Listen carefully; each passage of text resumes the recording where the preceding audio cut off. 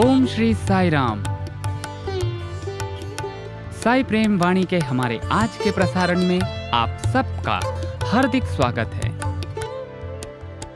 आज हम आप सबके लिए लेकर आए हैं सुमधुर कार्यक्रमों की मनमोहक कड़ी। आज के प्रसारण में आप दिव्य संदेश कार्यक्रम के अंतर्गत भगवान बाबा द्वारा लिखित महाग्रंथ ध्यान वाहिनी का एक भाग एवं आदर्श जीवन आनंद उपवन कार्यक्रम में एक मधुर कथा वृत्तांत सुनेंगे। तो चलिए कार्यक्रम का शुभारंभ करते हैं।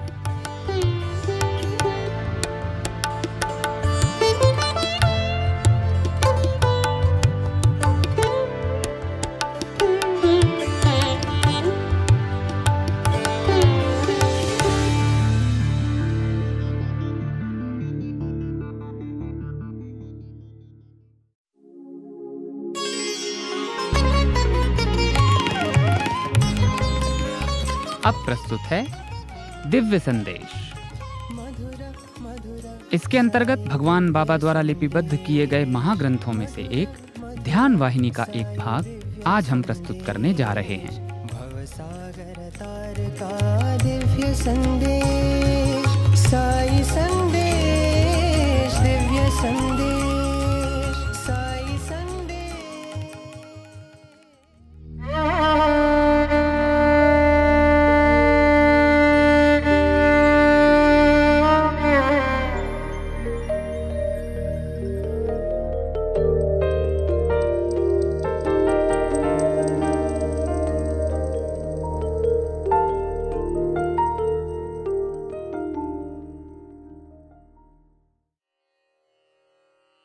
ध्यान वाहिनी अध्याय 14 प्रबोध 14। अहंकार, क्रोध, कपट, परिच्छिद्रान्वेषण, प्रवृत्ति, ईर्ष्या, ये सब ध्यान मार्ग की अड़चनें हैं। इनकी सूक्ष्म वासनाएं मन में छिपी रहती हैं। यदि कई दिन तक झाड़ू न लगाया जाए तो कमरा जैसे गंदा हो जाता है और झाड़ू लगाने से साफ सुथरा हो जाता है, उसी प्रकार मन भी ध्यान से शुद्ध हो जाता है और उसकी मलिनताएं दूर हो जाती हैं। साधकों को अंतर्दृष्टि से अपने मन का निरीक्षण करना चाहिए। सही सिद्धांतों का अवलंबन करके क्रमशः मलिनताओं को एक एक करके उखाड़ फेंकना चाहिए। अहंकार चिरकाल तक स्थायी रहता है। राजसिक मन में अनेक प्रशाखाएं सभी तरफ फैली रहती हैं। ऐसा प्रतीत हो सकता है कि वो समाप्त हो गया है, नष्ट हो गया है, किंतु स्वल्प अवसर प्राप्त होते ही पुनः जीवित हो जाता है। अतः साधक को बहुत सावधान रहना चाहिए। आवेश कभी भी स्थायी रूप से नहीं रहता, किंतु ये फिर कभी भी आ सकता है। जब जब आवश्यकता पड़ती है तब तब उसका अहंकार प्रकट हो जाता है। वो अपना बड़प्पन दूसरों पर प्रकट करने की कुचेष्टा करता है। अधिकांश साधक छोटी छोटी बातों में भी एकदम आवेश में आ जाते हैं। ऐसी अवस्था में ध्यान की प्रगति किंचित मात्र भी नहीं हो सकती है। साधक को मृदु व्यवहार सहित प्रेम भावना को विकसित करना चाहिए, तभी उसके कुसंस्कार समाप्त हो सकते हैं। कुछ ऐसे साधक भी हैं जिन्हें उनकी बुरी आदतों को बताने वाले पर बहुत क्रोध आ जाता है। ये बहुत बड़ा कुसंस्कार है। यदि साधक सदैव बहिर्मुखत्व की ओर ही झुकता है तो वो अपने दोषों को समझ नहीं सकता, क्योंकि उसमें अंतर्दृष्टि नहीं होती है। बीच में अभिमान रूपी पर्दा होने से उसकी मनोदृष्टि पथभ्रष्ट हो जाती है। यदि साधक को सचमुच प्रगति प्राप्त करने की तीव्र उत्कंठा है तो उसे उन लोगों से कभी अप्रसन्न नहीं होना चाहिए जो उसके दोषों को बताते हैं। सच्चा साधक अपने दोषों को स्वीकार कर लेता है और उनको सुधारने के लिए यथाशक्ति प्रयत्न करता है। तभी उसको शीघ्र ध्यान सिद्धि प्राप्त होती है। तभी उसको ध्यानानंद प्राप्त होता है। अहंकार को नष्ट करना अत्यंत कठिन है। अनादिकाल से प्रत्येक व्यक्ति इसका निर्माण करता आ रहा है। वो अपने राजसिक मन को उसकी इच्छानुसार चलने की स्वतंत्रता देता चला आ रहा है। इसलिए अहंकारमय जीवन ही शक्तिशाली हो जाता है। उसको अपनी इच्छानुसार मोड़ना नितांत दुष्कर है। अहंकारी व्यक्ति दूसरों पर अधिकार चाहता है। दूसरे लोग जो कहते हैं उसको सुनना भी अस्वीकार कर देता है, चाहे सलाह बहुत अच्छी ही क्यों न हो। अपनी हठ धर्मी के कारण उसको नहीं मानता। अहंकार रूपी पीलिया रोगग्रस्त आंखें समस्त संसार को पीला देखती हैं। वो अहंकारमय जीवन व्यतीत करता है, उसी से वो जीवित रहता है। वो कहता है, जो मैं कहता हूं वही ठीक है, जो मैं करता हूं वही ठीक है। साधक को चाहिए कि जो उसके दोषों को बतावे उसका स्वागत करे, अपने दोषों को स्वीकार करे और इस तरह से लालायित रहे कि अच्छी अच्छी सलाह देने वाले लोग और भी मिलें। साधक को अपनी गलतियों की वकालत, अपने दोषों का समर्थन नहीं करना चाहिए। ऐसे वकालत करने वाले वितंडावाद करते हैं। अतः साधक को वाद विवाद में नहीं फंसना चाहिए। अगर वाद विवाद में वो हार जाते हैं तो झगड़ा करने के लिए तैयार हो जाते हैं। जनता की प्रशंसा प्राप्ति के लिए साधक को कभी लालायित नहीं होना चाहिए। अगर जनता सत्कार नहीं करती है तो कुपित नहीं होना चाहिए। साधकों के लिए यह प्रथम पाठ है। इसे भली भांति सीखकर इसके अनुसार आचरण करना चाहिए। अगर कोई प्रशंसा करता है तो फूलकर कुप्पा नहीं हो जाना चाहिए। ऐसा हो जाना बहुत खतरनाक है। इतना ही नहीं, यह साधक को पथभ्रष्ट भी कर सकता है। जहां तक आध्यात्मिकता का प्रश्न है, साधक को सफलता नहीं प्राप्त हो सकती। साधक को पहले मानसिक प्रवृत्तियों और पद्धतियों को बदलना चाहिए। जिससे दूसरों को कष्ट हो ऐसे कार्य नहीं करना चाहिए। दूसरों के परामर्श को भी महत्व देना चाहिए। अपमान और उपहास को आभूषणों की तरह ग्रहण करना चाहिए। सभी से मित्रवत व्यवहार करने का हर संभव प्रयास करो, भले ही उनका स्वभाव या आचरण कैसा भी हो। साधना मार्ग में इस प्रकार की अड़चनें तो आती ही रहती हैं, और इनको अगर तुम महत्व दोगे तो ध्यान धारणा के अभ्यास में कोई आनंद नहीं मिलेगा। ऐसी अड़चनों को अपने रास्ते से हटाने के लिए भगवान से सच्चे हृदय से प्रार्थना करो, वो अवश्य तुम्हारी सहायता करेगा। कई लोगों ने इन अड़चनों को दूर करने के लिए अनेक प्रकार के मंत्र व जप बताए हैं। द्वापर युग में भगवान श्री कृष्ण ने भी इस प्रकार बताया है, यदि मेरा चिंतन करोगे तो मेरी कृपा कटाक्ष से तुम्हारी समस्त चिंताएं दूर हो जाएंगी। नियमित रूप से ध्यानाभ्यास करना चाहिए। नियम पूर्वक ध्यान करना ही अत्यंत प्रधान, उपयोगी और आवश्यक है। नियमों का सम्यक रूप से पालन करने से ही साधक सफलता प्राप्त कर सकता है। भवरोग की प्रथम औषधि ध्यान है और दूसरी औषधि तृप्ति। दोनों ही का प्रयोग करना चाहिए। जिसके मन में तृप्ति है उसका जीवन एक सतत त्योहार है। कामनाओं से मन की चंचलता बढ़ती है। कामनाएं शरीर में एक ज्वाला के समान हैं। इन कामनाओं के लिए अमोघ दवा है तृप्ति। ध्यान मार्ग के लिए तृप्ति का आनंद ही राजपथ है। बहुत धूप व गर्मी में यात्रा करने वाले यात्री को जो आनंद शीतल जल में स्नान करने से मिलती है, उसी प्रकार कामना रूपी अग्नि से परितप्त व्यक्ति को तृप्ति रूपी सरोवर में स्नान करने से आनंद मिलता है। साक्षात्कार व मोक्ष के 3 द्वार हैं और प्रत्येक द्वार पर चौकीदार रहता है। ये हैं शांति, आनंद और विवेचना। यदि इनमें से एक भी तुम्हारे अधीन हो जाए तो बाकी दोनों भी अपने आप ही तुम्हारे अधीन हो जाएंगे। सर्वप्रथम आनंद रूपी चौकीदार को अपने वश में करना चाहिए, तभी तृप्ति पैदा होती है। तृप्ति से बढ़कर कोई भी सद्गुण नहीं है। वो सद्गुणों का सम्राट है। इसको बढ़ाने के लिए प्रयास करो।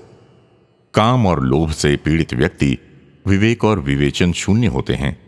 काम का मुख्य सहायक है लोभ। जहां काम है वहां लोभ है, जहां लोभ है वहां काम है। काम और क्रोध से सोचने विचारने की शक्ति क्रमशः क्षीण होती जाती है और बुद्धि अनुचित मार्ग में चलना प्रारंभ कर देती है। इसलिए तृप्ति रूपी सद्गुण को प्रोत्साहन देना चाहिए।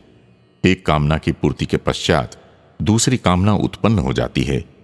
दूसरी की पूर्ति के बाद तीसरी कामना उपस्थित हो जाती है। इन कामनाओं की पूर्ति में मानव अपनी समस्त शक्ति लगाकर इधर उधर भटकता फिरता है। ऐसे व्यक्ति को धारणा शक्ति कहां से प्राप्त होगी? जो धारणा नहीं कर सकता वो ध्यान कैसे कर सकता है?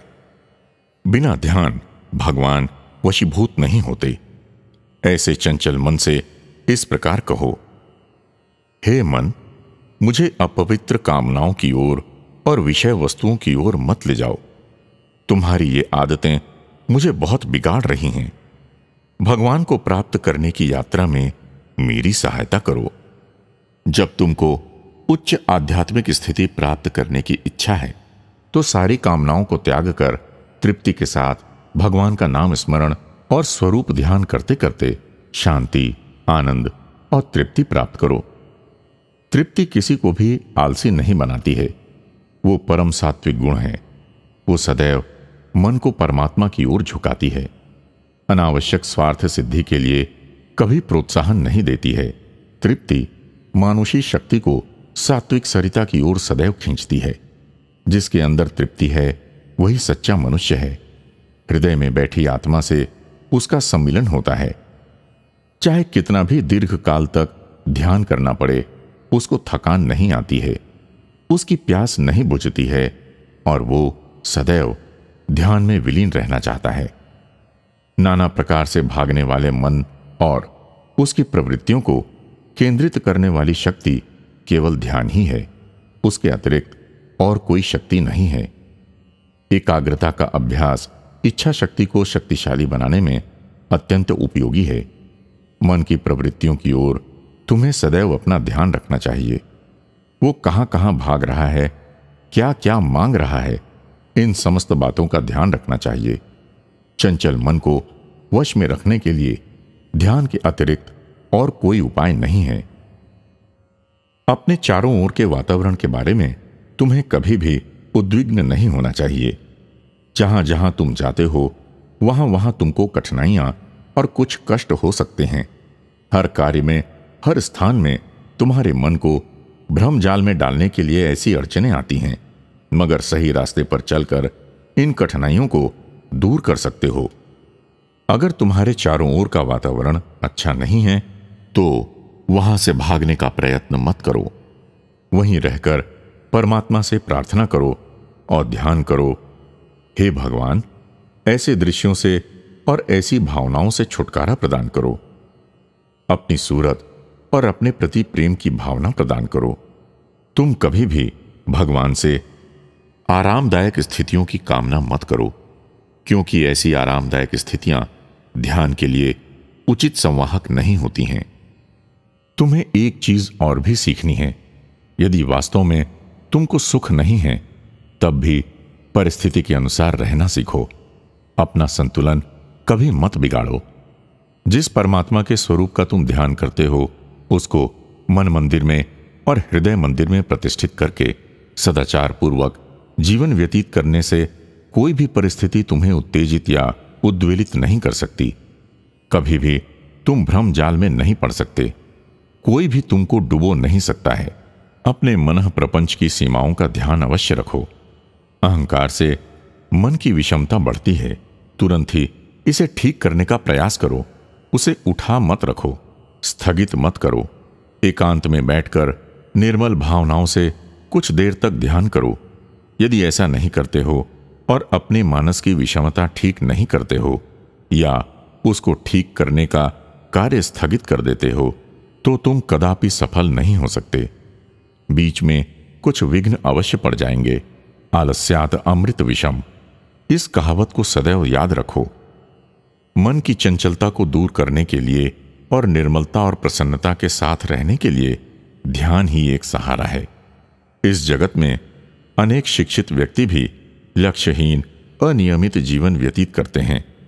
उसका जीवन सागर में पतवार विहीन, दिशा सूचक यंत्र विहीन जलपोत के तुल्य है और इधर उधर भटकता फिरता है। उन्हें क्या करना चाहिए? उन्हें ध्यान करना चाहिए, लेकिन ये उनके समझ में नहीं आता है। अपने मन को पूर्णतः नियंत्रण में रखने में असमर्थ होने के कारण परस्पर विरोधी बातें करते हैं। मनसा वाचा कर्मणा एक ही विषय का ध्यान नहीं करते। इसका मुख्य कारण यह है कि ये लोग उद्देश्यहीन, अनियमित जीवन व्यतीत करते हैं। इसको ठीक करने के लिए ध्यान ही नितांत आवश्यक है। मानसिक स्थितियां भावना से ही उत्पन्न होती हैं, अतः भावनाओं को ठीक करना चाहिए। मानसिक स्थितियां 3 प्रकार की होती हैं: सात्विकता को प्रोत्साहन देना तथा राजसिकता और तामसिकता को संपूर्ण रूप से नष्ट कर देना। ध्यान रूपी अस्त्र के मुकाबले में इस संसार में ही नहीं बल्कि समस्त सृष्टियों में साधना रूपी अस्त्र नहीं है। ये ध्यान साधना अज्ञानता को दूर करके जीवात्मा और परमात्मा का एकीकरण करता है। ओम शांति शांति शांति।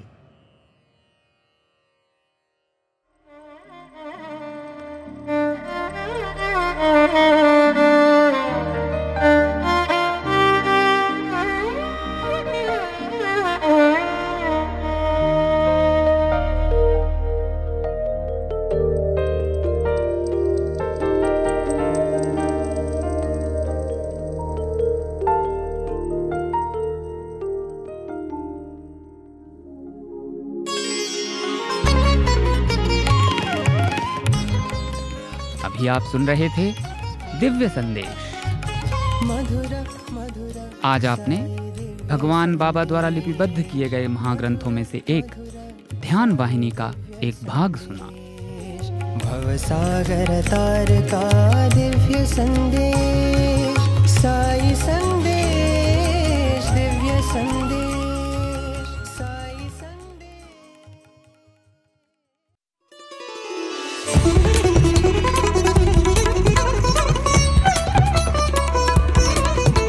आप सुन रहे हैं रेडियो साईं प्रशांति निलयम से हिंदी प्रसारण साईं प्रेम वाणी।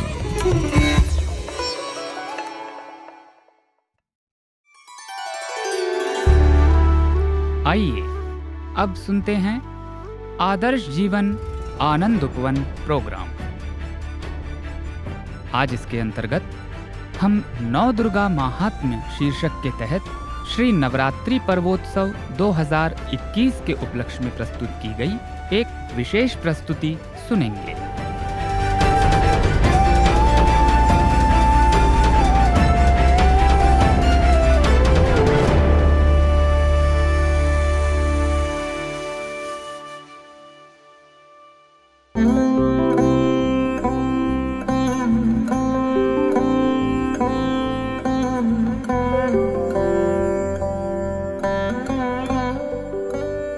नवरात्रि में माँ दुर्गा के तीसरे रूप माँ चंद्रघंटा की पूजा की जाती है।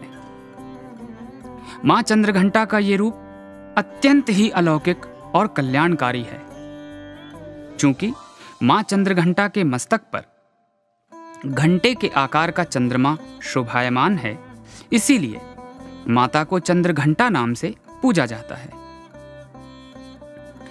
माना जाता है कि माता ने ये अवतार दैत्यों और असुरों के विनाश हेतु लिया था। मां चंद्रघंटा वीरता का प्रतीक है। मां का ये रूप ऐसा है जैसे मां युद्ध के लिए सज्ज हैं।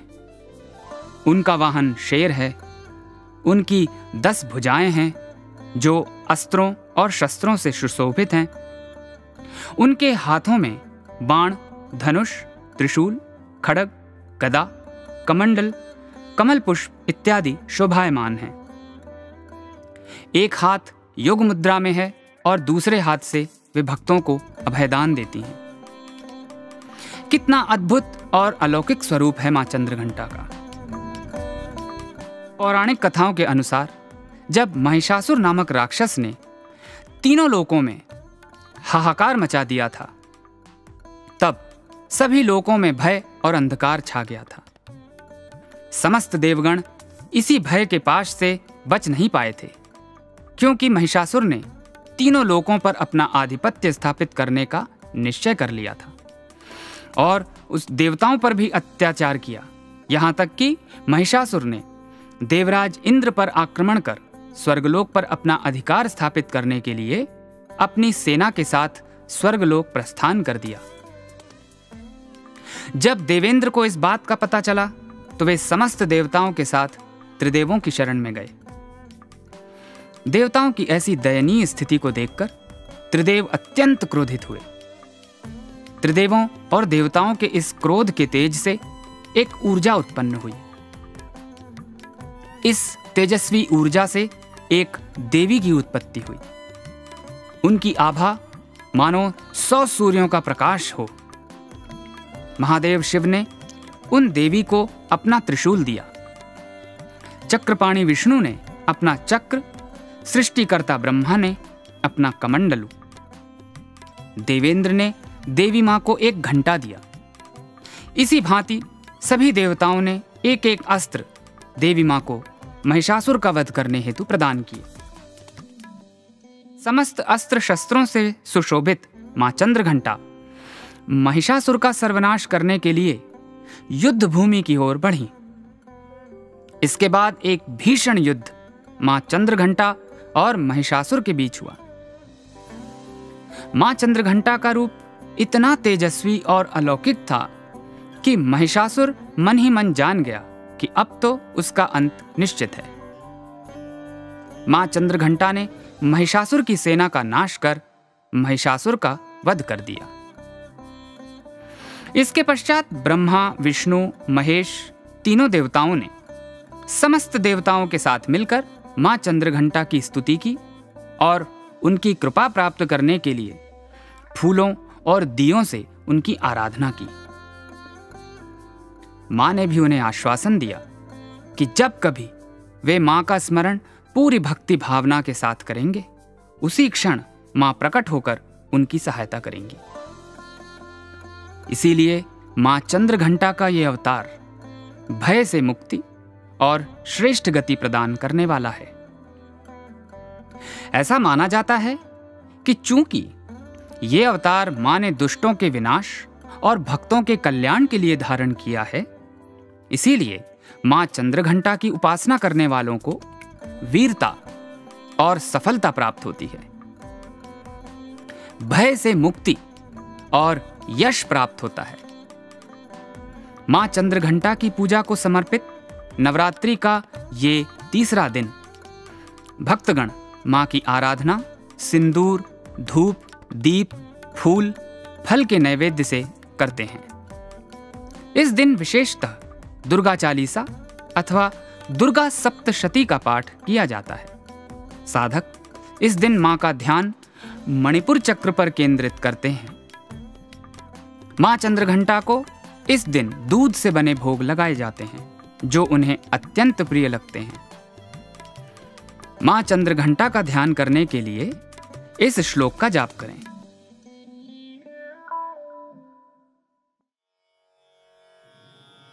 पिंडज प्रवरारूढ़ा चण्डकोपास्त्रकैर्युता प्रसादं तनुते मह्यं चन्द्रघण्टेति विश्रुता।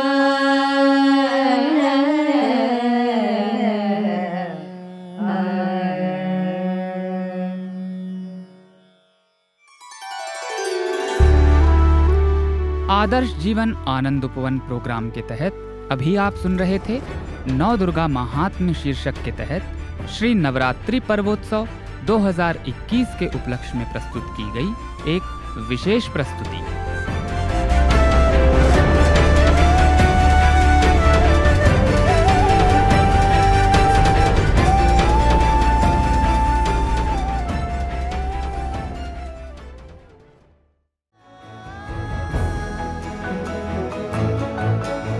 प्रिय श्रोताओं, अब समय है हमारे साईं प्रेमवाणी के इस प्रसारण को विराम देने का।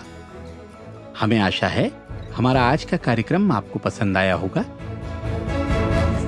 अपने सुझावों को हम तक जरूर भेजें। हमारा व्हाट्सएप नंबर है 9393258258 9393 258 258। हिंदी भाषा में हमारी ये सभी प्रस्तुतियां YouTube पर भी उपलब्ध हैं। इन्हें वहां देखने या सुनने के लिए हमारे YouTube चैनल को सब्सक्राइब करें और कमेंट बॉक्स में अपने सुझाव देना न भूलें। हमें आपके सुझावों का इंतजार रहेगा। किसी ने कहा है कि सनातन साईं डगर को मजबूती से थामना है। सनातन साईं डगर को मजबूती से थामना है। मित्रों, अब इस दौर में बस ये हमारी साधना है। स्वामी से ये प्रार्थना है कि वे अपनी डगर से हमें बांधे रहें और हम सब साईं पथ पर चलते रहें। अगले प्रसारण में आपसे फिर मुलाकात होगी। तब तक के लिए आज्ञा दीजिए। धन्यवाद। सप्रेम साईं राम।